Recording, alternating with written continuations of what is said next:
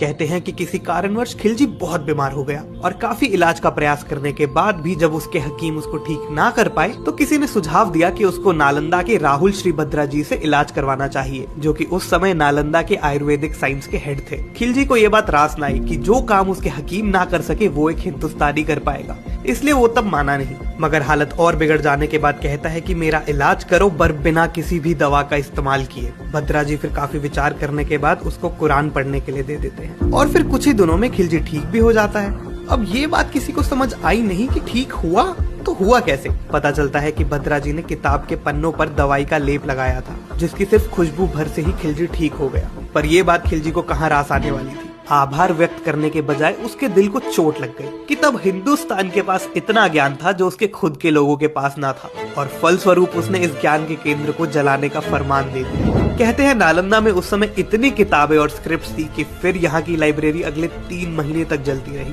Persian historian जो खिलजी के समय में जिए अपनी किताब तबाकत की नसारी में बताते हैं कि कैसे सारा आसमान फिर कई दिनों तक आग के काले धुएं से लिपटा रहा।